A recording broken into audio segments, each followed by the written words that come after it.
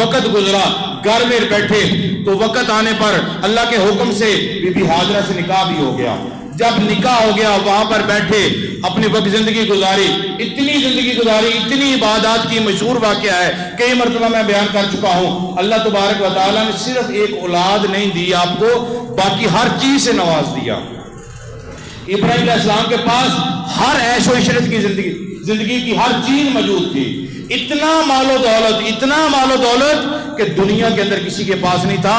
تو ابراہیم علیہ السلام وقت کے بادشاہوں میں آپ کا نام چلتا تھا، اللہ کے نبی جو تھے آپ کا نام چلنے لگا دور دور تک۔ اور تحریر یہ لکھتی ہے کہ اللہ تعالیٰ کے کرم و فضل تھے، حضرت سیدنا ابراہیم خلیل اللہ علیہ السلام پر اللہ تبارک و تعالیٰ کی اتنی کرم نوازی ہوئی، آپ کے پاس مال، آج کے دور میں مال تو ہم روپیوں کو بولتے ہیں نا، تو پیچھے تھوڑا سا چلے جائیں، مال جو لفظ ہے نا یہ دولت پر نہیں بولا جاتا تھا، بلکہ جو ہم نے مال جانور رکھے ہوتے تھے نا، مال اسے کہا جاتا تھا۔ آج کل تو مال بس ہمیں ہر، جیسے وہ پنجابی کی مثال ہے نا، ایک تو ایک کتنے ہو گئے، ایک ایک کتنے ہو گئے، بولو یار، دو ہو گئے نا۔ کسی کو بھوک لگی ہو نا، پنجابی کی مثال ہے ایک ایک، وہ آگے سے کہتے ہیں دو روٹیاں، کیونکہ سر روٹی کی طلب ہے۔ آج یہ دور، آج یہ معاشرہ جو ہے یہ اسلام کو چھوڑ کر، اللہ کے نبیوں کو، اللہ کے ولیوں کو چھوڑ کر یہ دنیا داری کے پیچھے چلا گیا ہے۔ کوئی بھی ہم بات کر لیں، یہ میں بڑی تحقیق کی بات آپ کے ساتھ کرنا چاہتا ہوں، ہم کچھ بھی کر لیں، جدھر بھی چلے جائیں، کسی مجمع میں چلے جائیں، تو آج آ کے بات جو ہے وہ پیسوں پہ ختم ہو جاتی ہے۔ ایسی ہے نا، کوئی جماعت بن جائے، چار بندے اکٹھے ہو جائیں، کہتے ہیں چلو اتنے اتنے پیسے پالو، یہ کام کر لیتے ہیں۔ یہ ایک ہمیں اسلام سے دور کرنے کے لیے دولت کا لالچ دیا گیا ہے۔ آج کل ویسے تو دنیا کا معاشرہ ہی ایسا بن گیا، جس کے پاس کچھ نہیں ہے تو لوگ اپنے سگے جو ہوتے ہیں، ساتھ دودھ پینے والے بھائی جو ہوتے ہیں، وہ بھی منہ موڑ لیتے ہیں۔ اللہ کا قرآن کہتا ہے کہ قیامت کی نشانیوں میں ایک نشانی یہ ہوگی کہ سگے بھائی اپنے بھائی کا حال نہیں پوچھیں گے، سگے بھائی کسی کی مدد کے لیے نہیں جائیں گے۔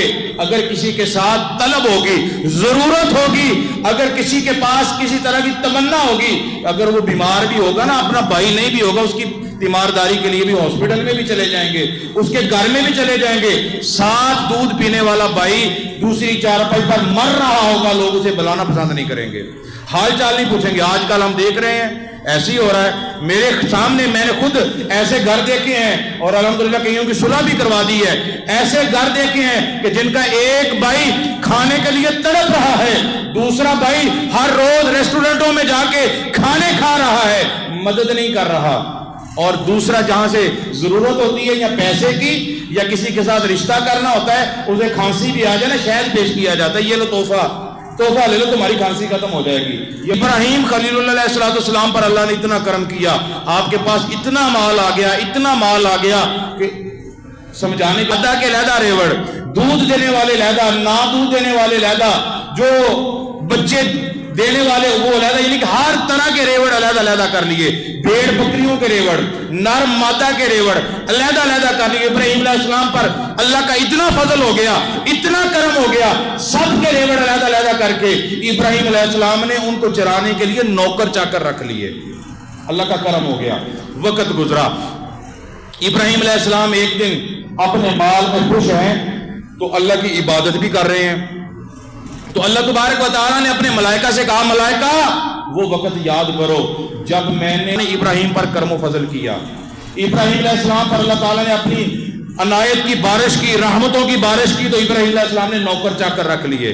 جب نوکر چاکر رکھے تو اللہ تعالیٰ کے فرشتے اللہ کی بارگاہ میں التجا کرنے لگے، یا اللہ تجھے تیرے خلیل سے بڑا پیار ہے، یا اللہ خلیل سے تو بڑی محبت کرتا ہے۔ اللہ فرماتا ہے ہاں فرشتوں دیکھو نا، وہ میری عبادت کر رہا ہے، ہر مال ہونے کے باوجود ہی مجھے بھول نہیں رہا۔ یا اللہ ایسا نہیں ہے، کیونکہ تو نے مال ہی اسے اتنا دیا ہے، اگر اتنا مال ہوگا زندگی میں سکون ہوگا، عبادت تو کرے گا نا۔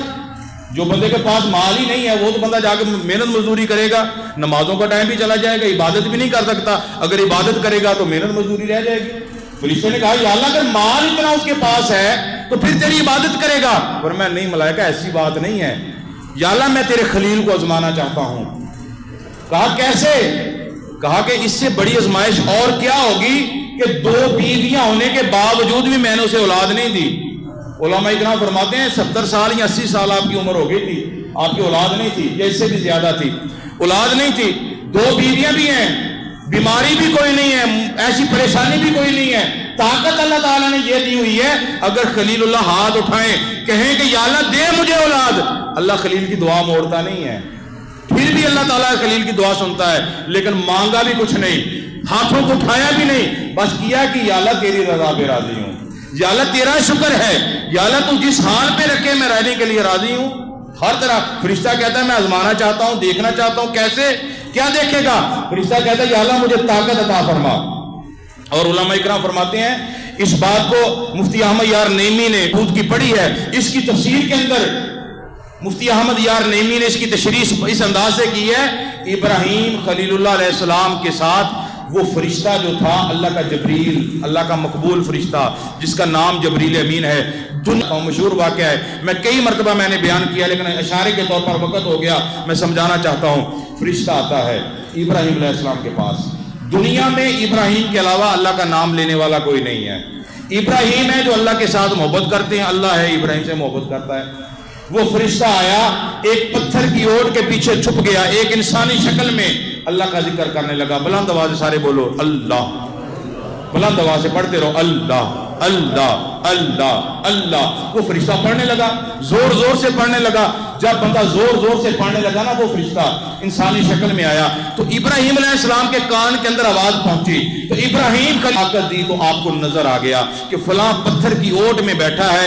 ابراہیم علیہ السلام اس کے پاس گئے، اس نے آنکھیں جھکائی ہیں، ایک ضعیف العمر ایک بابا جی کی شکل میں ہے اور کپڑا منہ کے اوپر لیا ہے، گردن کو جھکایا ہے، اللہ اللہ اللہ اللہ کر رہا ہے۔ تو ابراہیم علیہ السلام دیکھ رہے ہیں تو آپ کو بڑا مزہ آیا، بڑا سکون آیا، تو آپ بھی ساتھ اس کے ساتھ مگن ہو گئے، ذکر کرنے میں آپ بھی مصروف ہو گئے۔